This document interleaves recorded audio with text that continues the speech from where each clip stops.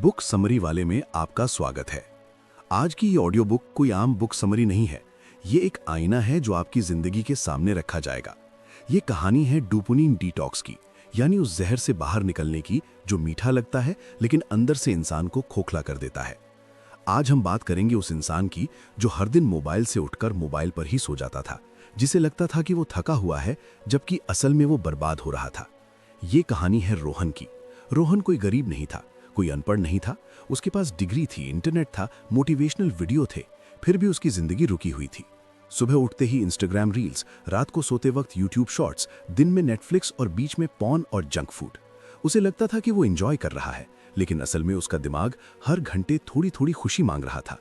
Dopamine detox किताब यही समझाती है कि डोपामिन बुरा नहीं है, लेकिन जब दिमाग को बार बार बिना मेहनत के खुशी मिलने लगे तो वो असली मेहनत वाली खुशी को नकार देता है। रोहन जब भी पढ़ने बैठता उसका मन नहीं लगता। जब भी काम शुरू करता थक जाता, क्योंकि उसका दिमाग कहता था भाई आसान खुशी मौजूद है, मेहनत क्यों करें। यही डोपामिन ट्रैप है। लेखक कहता है कि आज की दुनिया में सबसे अमीर लोग वो नहीं हैं जिनके पास पैसा है, बल्कि वो हैं जिनके पास ध्यान है, फोकस है, कंट्रोल है। डोपामिन डिटॉक्स का मतलब ये नहीं कि खुशी छोड़ दो, इसका मतलब है कि नकली खुशी से दूरी बनाओ ताकि असली खुशी महसूस हो सके।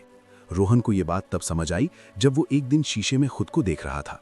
आंखों के नीचे काले घेरे, वजन बढ़ा हुआ, आत्मविश्वास शून्य और सपने सिर्फ डायरी में बंद। उसने सोचा मैं इतना कमजोर कैसे बन गया। तभी उसे डोपामिन डिटॉक्स नाम की ये किताब मिली और यहीं से उसकी असली लड़ाई शुरू होती है। किताब कहती है कि हमारा दिमाग एक मशीन है जिसे ट्रेन किया जा सकता है, लेकिन आज हम उसे बिगाड़ रहे हैं।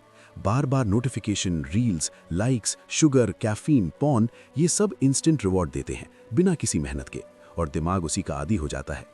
फिर जब असली काम करने की बारी आती है, पढ़ाई, बिजनेस, हेल्थ, रिश्ते, तो दिमाग मना कर देता है क्योंकि वहां रिवॉर्ड धीरे मिलता है। लेखक समझाता है कि डोपामिन कोई खुशी नहीं है, बल्कि खुशी की उम्मीद है, और जब ये उम्मीद बार बार टूटती है तो इंसान अंदर से खाली हो जाता है। रोहन ने पहला कदम उठाया। उसने 24 घंटे का डोपामिन फास्ट किया।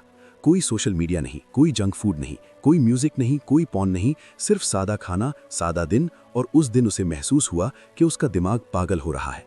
बेचैनी, गुस्सा, डर, यही विड्रॉल है, जैसे नशा छूटने पर होता है। लेकिन किताब कहती है कि अगर आप इस दर्द से भागे नहीं तो यही दर्द आपको आज़ाद करेगा। उस दिन रोहन ने पहली बार महसूस किया कि वो कितना कमज़ोर हो चुका था, और यही एहसास उसकी ताकत बना। डोपामिन डिटॉक्स हमें सिखाती है कि डिसिप्लिन मोटिवेशन से नहीं आता, डिसिप्लिन एनवायरनमेंट से आता है। अगर आपके फ़ोन में हर ऐप चीख रहा है तो आप फोकस कैसे करोगे। इसलिए लेखक कहता है अपने एनवायरनमेंट को डिज़ाइन करो। फ़ोन से अननेसेसरी ऐप्स हटाओ, नोटिफिकेशंस बंद करो, जंक फूड घर से बाहर करो, क्योंकि इंसान इच्छा शक्ति से नहीं सिस्टम से जीतता है। रोहन ने अपने कमरे से टीवी हटाया, फ़ोन को दूसरे कमरे में रखकर सोना शुरू किया और सुबह उठकर सबसे पहले चलना शुरू किया। पहले 10 मिनट, फिर 20, फिर 1 घंटा, और धीरे धीरे उसके दिमाग को असली डोपामिन मिलने लगा, मेहनत से मिलने वाला डोपामिन। किताब में बताया गया है कि जब आप कठिन काम करते हैं, exercise, study, cold shower, deep work, तो दिमाग स्लो लेकिन पावरफुल डोपामिन रिलीज करता है जो आपको लंबे समय तक संतुष्टि देता है। यही वो डोपामिन है जो विनर्स को अलग बनाता है। रोहन की कहानी यही सिखाती है कि डिटॉक्स कोई एक दिन की चीज नहीं है, ये एक लाइफस्टाइल है। किताब कहती है कि आप एक साथ सब कुछ मत छोड़ो, step by step fake pleasure कम करो और रियल एफर्ट बढ़ाओ। जैसे सोशल मीडिया का टाइम फिक्स करो, खाने में सादगी लाओ, नींद पूरी करो, और सबसे जरूरी बोर होना सीखो, क्योंकि जब आप बोर होते हो तब आपका दिमाग क्रिएटिव होता है। आज हम बोर होने से डरते हैं, इसलिए हर खाली पल में फोन निकाल लेते हैं, लेकिन किताब कहती है कि महान आइडियाज साइलेंस में जन्म लेते हैं। रोहन ने एक दिन बिना फोन के पार्क में बैठकर 2 घंटे सिर्फ सोचा, और उसी दिन उसे अपनी जिंदगी का डायरेक्शन दिखा। यही डोपामिन डिटॉक्स का असली मैजिक है। ये आपको बाहर से नहीं अंदर से बदलती है। बुक समरी वाले पर हम ये किताब इसलिए लाए हैं क्योंकि अगर आप इसे सिर्फ सुनोगे नहीं बल्कि लागू करोगे तो आपकी पहचान बदल जाएगी। पार्ट 1 का संदेश साफ है, आप थके हुए नहीं हो, आप ओवर स्टिमुलेटेड हो, और जब तक आप नकली खुशी को नहीं छोड़ोगे असली सफलता आपको नहीं मिलेगी। ये सिर्फ रोहन की कहानी नहीं है, ये आपकी, मेरी, हम सब की कहानी है। और ये तो बस शुरुआत है, क्योंकि अगले पार्ट में हम जानेंगे कि कैसे डोपामिन डिटॉक्स आपके पैसे, रिश्ते, आत्मविश्वास और फ्यूचर को बदल सकता है। अगर आप सच में बदलना चाहते हो तो यहीं मत रुको, इस ऑडियो बुक को पूरा सुनो, क्योंकि अंत में वही जीतता है जो अपने दिमाग को कंट्रोल करना सीख लेता है।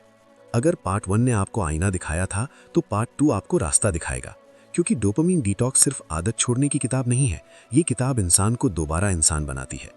पार्ट 2 वहीं से शुरू होता है जहां रोहन ने नकली खुशी छोड़नी शुरू की थी, लेकिन असली मुश्किल तब आई जब उसने रियल लाइफ का सामना किया, क्योंकि जब डोपामीन कम होता है तो जिंदगी का शोर बंद हो जाता है और तब जो आवाज आती है वो आपकी अपनी होती है। रोहन ने जब सोशल मीडिया कम किया तो उसे खालीपन महसूस हुआ। उसे लगा जैसे जिंदगी में कुछ बचा ही नहीं है। यही वो स्टेज है जहां ज्यादातर लोग हार जाते हैं और वापस पुराने नशे में लौट जाते हैं। लेकिन डोपामीन डिटॉक्स किताब कहती है कि अगर आप इस खालीपन से नहीं भागे तो यहीं से आपकी असली ताकत पैदा होगी। लेखक इसे कहते हैं द बोर्डम फेस, जहां इंसान या तो टूटता है या बनता है। रोहन ने इस खालीपन को सहने का फैसला किया। वो सुबह उठकर बिना फोन के बैठता, उसे बेचैनी होती, हाथ अपने आप जेब की तरफ जाता लेकिन फोन नहीं मिलता और दिमाग चीखता कि कुछ तो दो मुझे, खुशी दो। लेकिन रोहन ने पहली बार अपने दिमाग को मना कर दिया। किताब बताती है कि सेल्फ कंट्रोल कोई जादू नहीं है, ये एक मसल है जो दर्द से ही मजबूत होती है। हर बार जब आप इच्छा के खिलाफ जाते हो, आप अपने दिमाग को ट्रेन करते हो। पार्ट 2 में लेखक समझाता है कि डोपामीन डिटॉक्स का सबसे बड़ा फायदा फोकस है। आज इंसान का ध्यान सबसे महंगी चीज बन चुका है। कंपनियां अरबों रुपए सिर्फ आपका ध्यान चुराने में खर्च कर रही हैं, क्योंकि जिसे आपका ध्यान मिल गया उसने आपकी जिंदगी कंट्रोल कर ली। रोहन को ये बात तब समझ आई जब उसने महसूस किया कि वो घंटों पढ़ सकता है, बिना थके, बिना ऊबे। पहले जो किताब 10 पेज में बोझ लगती थी, अब 50 पेज में भी मजा आने लगा। यही है नेचुरल डोपामीन की वापसी। किताब में एक और कहानी आती है, एक लड़का अर्जुन, जो एक समय गेमिंग एडिक्ट था। दिन रात पबजी और वैलोरेंट। उसकी पढ़ाई खत्म, रिश्ते खराब, सेहत बर्बाद। लेकिन डोपामीन डिटॉक्स के बाद उसने 90 दिन का नो गेमिंग चैलेंज लिया। शुरू के 15 दिन नर्क जैसे थे, गुस्सा, चिल्लाना, नींद ना आना।